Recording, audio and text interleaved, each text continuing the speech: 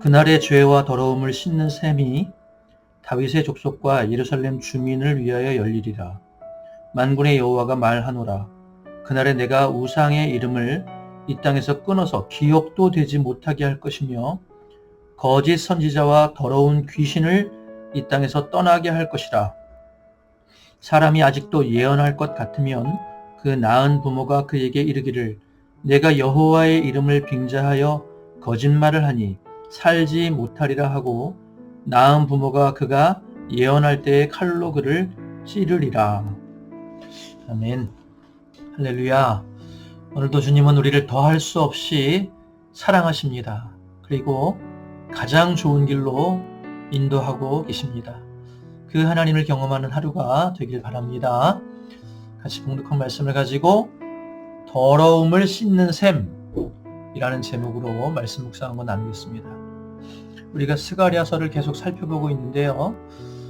스가랴를 통해서 하나님이 이스라엘을 회복하시는 날에 대한 내용을 살펴보고 있죠. 오늘도 바벨론 포로의 시대가 끝나고 다시 회복하시는 날에 대해서 말씀하시는데 그 중에 눈여겨볼 구절이 있습니다. 1절 말씀 보니까요. 그날의 죄와 더러움을 씻는 셈이 다윗의 족속과 예루살렘 주민을 위하여 열리리라. 여기서 말하는 그날은 당연히 하나님께서 회복하시는 날이죠. 그런데 그 회복의 날을 언급하면서 곧 더러움을 씻는 셈이 열리는 날이라고 설명했습니다. 이 말씀이 오늘 우리에게 전하는 아주 중요한 메시지가 있지요.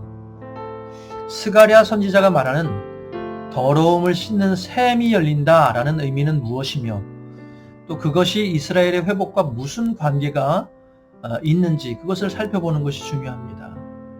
그 다음에 이어지는 말씀을 통해서 그 의미를 찾을 수 있죠.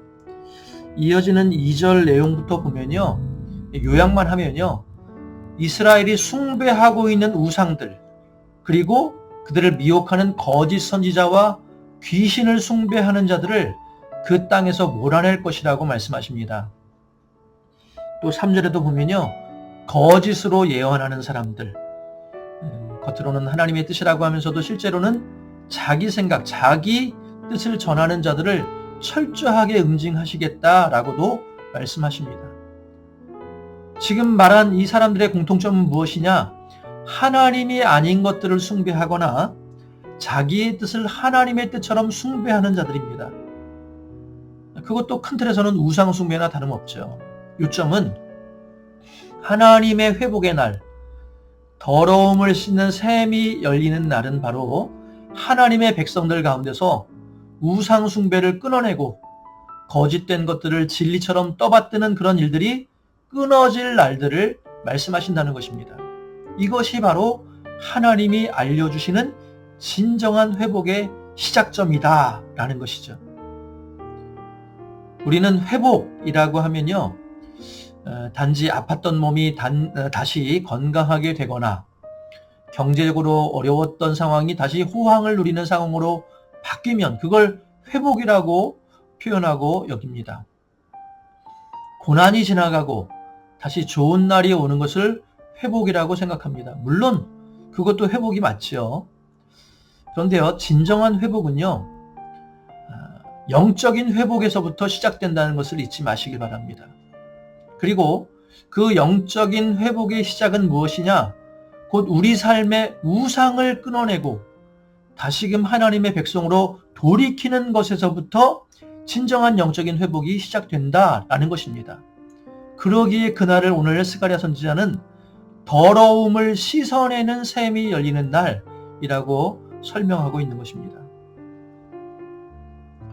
저는 최근 한 기독교 관련된 통계 관련된 책을 보면서 거기에 소개된 한 통계 자료를 보고 깜짝 놀랐습니다. 기독교인 중에요, 교회 다니는 사람 중에 최근 3년 사이에 무속을 이용해 봤다는 사람들의 비율이 무려 20%를 넘긴다라고 하는 그런 통계 자료를 보았습니다. 쉽게 말해서 점쟁이 찾아가서 점 보는 사람, 혹은 무속신앙, 풍수지리 사주팔자 이런 것들을 그대로 따르는 사람들이 20%가 기독교인 중에 20%가 넘는다는 거예요. 하나님을 믿는다고 하면서 귀신에게 묻고 무속에 심취한 기독교인들이 그렇게 많다는 것을 보면서 참 충격적이고 마음이 착잡했습니다. 그것이야말로 우상숭배나 다를 바 없죠. 비단 점을 보거나 풍수지리를 따지면서 사는 것만을 가지고 말하는 게 아니라 우리 삶 속에서 얼마나 자주 우상숭배가 일어납니까? 물질의 우상, 돈의 우상, 정욕이 우상이 될 때도 많고요. 인정욕구의 우상, 또 자기 연민의 우상, 관계의 우상, 그것이 없으면 안 될 것처럼 여기는 우상들이 우리 삶에는요 차고 넘칩니다. 너무 많습니다. 하나님의 자리를 꿰차고 앉아서 우리 삶을 좌우하려고 하는 우상이 저마다에게 다 있다는 것이죠. 그런 우리가 기억할 것은 무엇이냐면요, 진정한 회복은 그런 우상 숭배로부터 돌아서는 데서 시작된다라는 것입니다. 하나님이 아닌 것을 하나님처럼 숭배하는 삶에서 돌이켜서, 하나님이 아닌데 그것 없으면 어쩔 줄 몰라 하는 그런 삶에서 돌이켜서 오직 하나님만이 나의 참 주인이 되시고 내가 섬길 유일한 하나님이라는 것을 온전히 인정할 수 있어야 합니다. 머리로만이 아니라 우리의 삶으로 인정할 수 있어야 합니다. 그럴 때 진정한 회복이 시작될 것입니다. 또 한 가지 기억할 것은요, 우리를 모든 죄와 더러움에서 씻어줄 셈이 이미 우리에게 열려 있다는 사실을 우리는 잊지 말아야 합니다. 그 셈이 누구입니까? 바로 예수 그리스도, 우리 주님이시죠.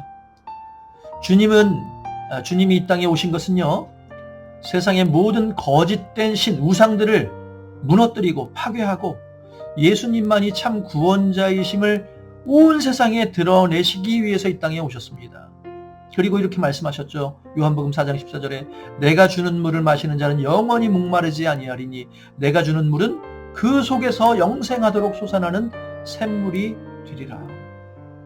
요한일서 1장 9절에도 만일 우리가 우리 죄를 자백하면 그는 미쁘시고 이로사 우리 죄를 사하시며 우리를 모든 불의에서 깨끗하게 하실 것이요 라고 말씀하셨습니다.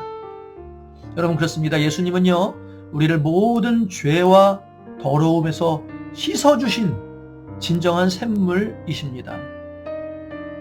그동안 세상을 섬기고 하나님이 아닌 것들을 하나님처럼 섬기며 쫓던 우리를 이제부터는 오직 하나님만 섬기는 백성으로 씻기시고 새로운 존재로 신분을 바꿔주셨다는 것입니다. 우리가 이것을 믿는다면요, 인정한다면요, 우리가 주님께 씻음 받은 백성이라는 것을 믿는다면요, 이것은 단지 죄를 씻었다는 의미를 넘어선다는 것을 알아야 합니다. 우리가 주님께 씻음 받았다라고 하는 것은요, 과거에 하나님처럼 떠받들던 것들을 과감하게 이제는 버리고 이제부터는 오직 주님만을 나의 주인으로 섬기겠습니다. 결단했다는 의미입니다. 그게 예수 믿는 거예요. 그게 신앙생활 하는 것입니다. 이제는 거짓된 세상을 따르지 않고 오직 진리이신 주님만 따르는 삶을 살아가겠습니다. 그것이 바로 더러움에서 씻김받은 사람의 삶입니다. 사랑하는 성도 여러분, 진정한 회복을 원하십니까? 예수 그리스도께서 깨끗하게 하신 존재에 합당한 삶을 살길 원하십니까? 그렇다면요, 하나님 외의 것들에 목매어 살지 마시길 바랍니다. 지금 내가 그걸 놓치면 내가 금방이라도 죽을 것처럼 나를 속이는 것들에 사로잡혀 살지 마시길 바랍니다. 주님의 말씀 외에 세상의 소리를 진리처럼 따라서도 안 됩니다. 우리가 섬길 분은 오직 우리 주님 한 분뿐이고 우리가 따를 말씀도 오직 하나님의 말씀뿐입니다.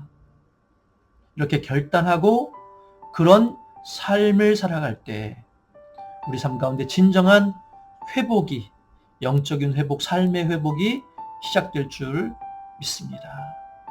아무쪼록 오늘 말씀이 우리 삶 가운데 그대로 열매 맺길 주님의 이름으로 축원합니다. 기도하겠습니다. 고맙고 감사하신 주님, 오늘 하루도 주님과 하루를 기도로 또 교제함으로 시작하게 하시니 감사합니다. 오늘 주신 말씀 마음 가운데 잘 새기게 하시고 우리 안에 진정한 회복이 일어나게 도와 주시옵소서. 예수님으로 인하여 우리의 모든 더러움을 씻으신 샘물 되신 예수님으로 인하여 더 이상 우상 숭배에 목매지 말게 하시고 세상의 헛된 것에 목매어 살지 말게 하시고 오직 주님만을 나의 참 주인으로 인정하며 살아가는 복된 인생 되게 하여 주옵소서.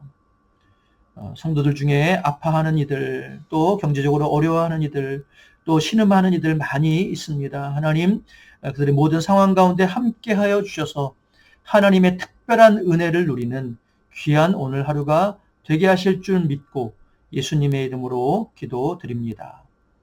아멘. 네, 오늘도 주신 말씀 붙들고 기도하시고 또 나 자신과 우리 목원들과 교회를 위해서 함께 기도하시겠습니다.